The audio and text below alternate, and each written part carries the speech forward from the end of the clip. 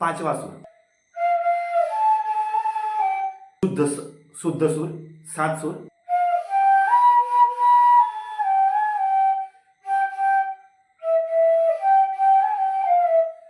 अभी मैं आपको बांसुरी के सारे सुर बजा के दिखाऊंगा।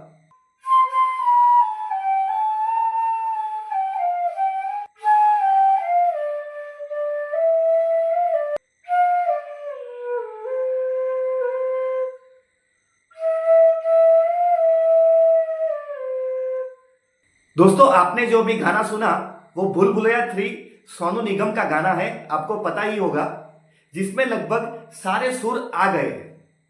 बांसुरी में कुल 12 स्वर या सुर होते हैं, जिसमें 7 स्थिर या स्थायी सुर कहा जाता है और 5 अस्थिर या अस्थायी सुर होते हैं।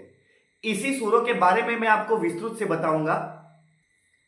स्थायी सुर मतलब में एक ही फूंक में बजता है। जो नॉर्मल फूंक धीरे से फूंक मार के बजते हैं उसे स्थायी सुर कहा जाता है, सिर्फ एक ही फूंक में बजता है, जिसे हम सप्तक भी कह सकते हैं, जो शुद्ध, प्योर या नेचुरल कहा जाता है।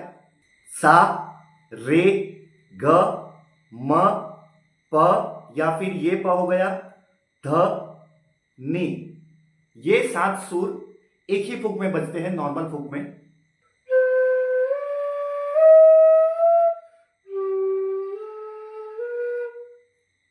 शुद्ध सुर, 7 सुर। अभी बात करते हैं अस्थाई सुर की। अस्थाई सुर में 4 कोमल और एक तीव्र म का समावेश किया गया। पहले कोमल स्वर के बारे में जानते हैं। रे, ग, ध, नी, ये 4 कोमल स्वर है।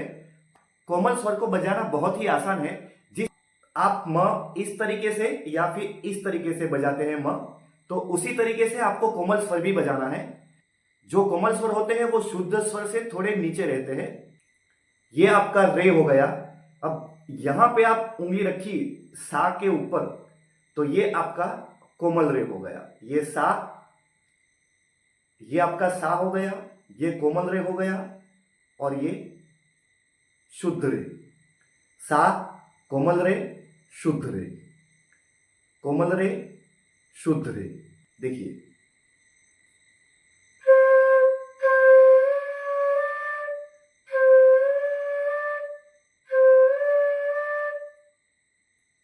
अभी ग, ग में रे, कोमल ग, ग।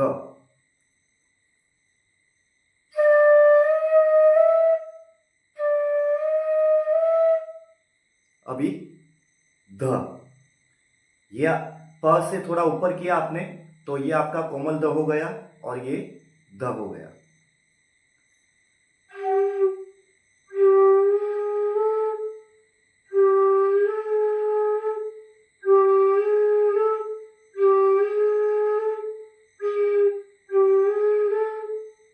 अभी नी, ध से थोड़ा ऊपर उंगली करेंगे तो आपका नी बजेगा।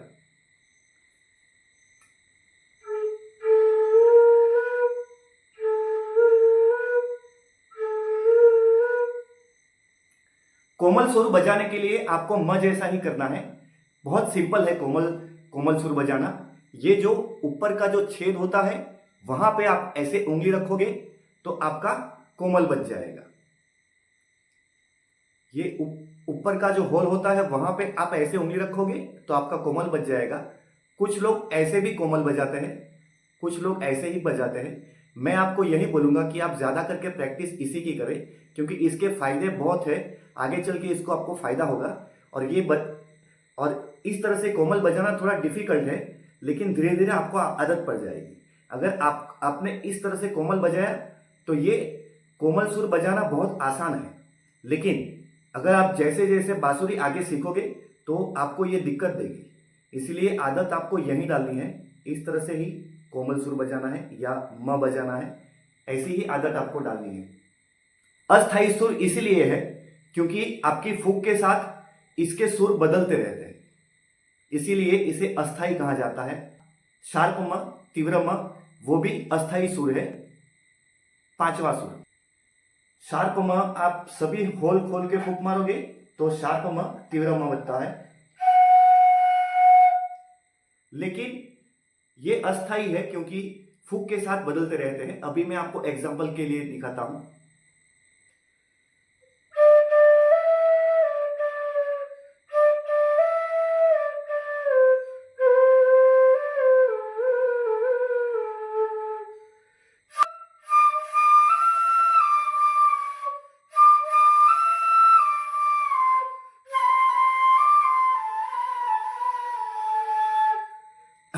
आपने देखा, यहां पे मैंने कृष्णा कृष्णा की महिमा है, ये मैंने कोमल बजाया। गीता की गरिमा है, ये मैंने पूरा सा बजाया।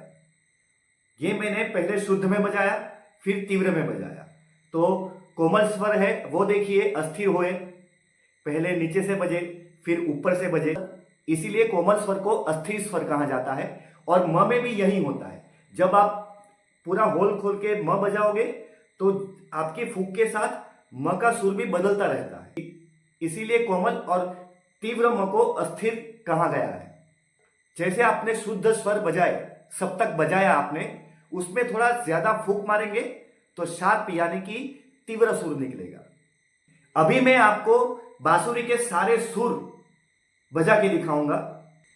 पहले प, धीरे से फूक मारेंगे तो शुद्ध प, थोड़ी तेज फूक मारेंगे तो तीव्र प, और तेज फूक मारेंगे तो और तीव्र प आएगा।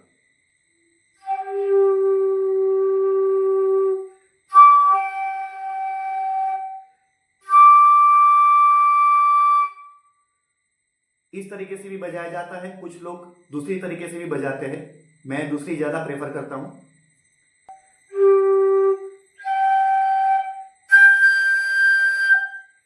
दोनों प में हल्का सा अंतर है, कुछ लोग सारे होल बंद करके बजाते हैं, कुछ लोग इस होल को खोल के बजाते हैं, आपको जो कंफर्टेबल लगे।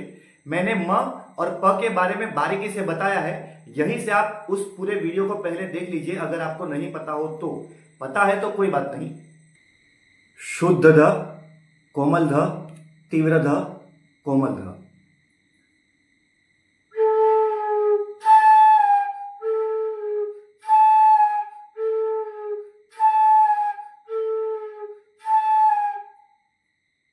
शुद्ध नी, शुद्ध नी, कोमल नी, तीव्र नी, कोमल नी।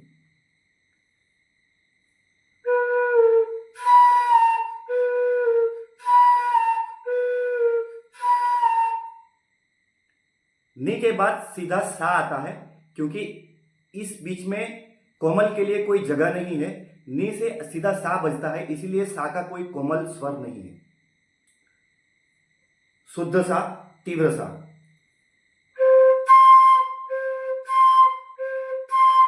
तेज फूक मारेंगे तो तीव्र आएगा, धीरे से फूक मारेंगे तो शुद्ध आएगा। अभी शुद्ध रे, कोमल रे, तीव्र रे, कोमल रे।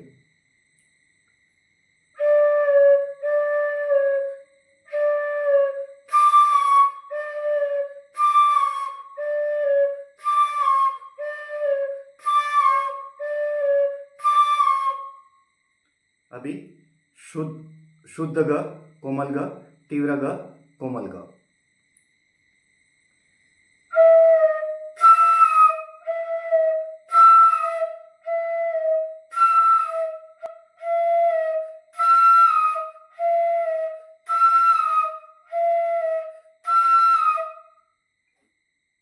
अभी शुद्ध म, तीव्र म, धीरे से फूक मारनी है।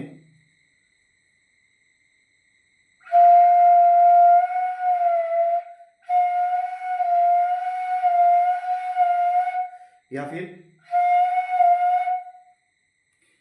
आप जब भी सा में जिस तरह से फूक मारते हो, सा में जिस तरह से आप फूक मारते हो, ऊपर वाला सा, उसमें थोड़े और तेजी से आपको फूक मारनी है तो आपका रे बजेगा, और ज्यादा फूक मारोगे तो ग बजेगा। और तीव्र रे ग की प्रैक्टिस कीजिए आप। तीव्र रे और ग की आपको प्रैक्टिस करनी पड़ेगी। देखिए किस तरह से, ये आपने सा बजा दिया, ऊपर का सा, अभी ग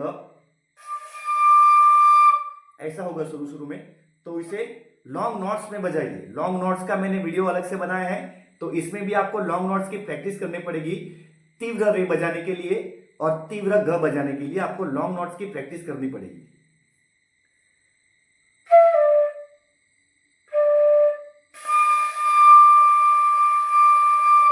इस तरह से लंबे लंबे रे बजाइए, तीव्र रे।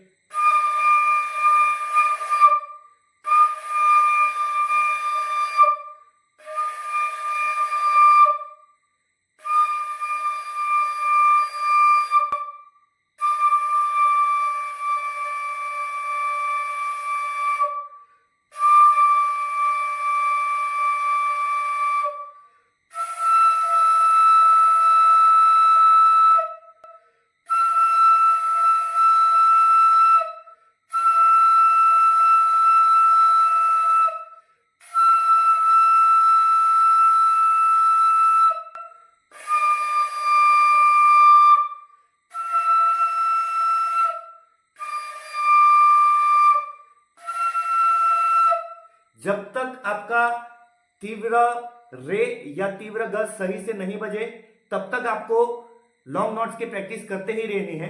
उसके बाद आपको बांसुरी बजाना बहुत आसान हो जाएगा। बांसुरी में प से शुरू होता है और प से ही खत्म होता है। सारे सुर सा को बीच में रखा गया है ताकि आपको बांसुरी बजाने में आसानी हो। इस तरह से आप बांसुरी के सारे सुर या स्वर बजा सकते हैं। वीडियो देखने के लिए आप सभी का बहुत बहुत आभार। आपका दिन शुभ रहे। मेरी चैनल को सब्सक्राइब कर दीजिए, लाइक कर दीजिए, कमेंट कीजिए। Thank you so much.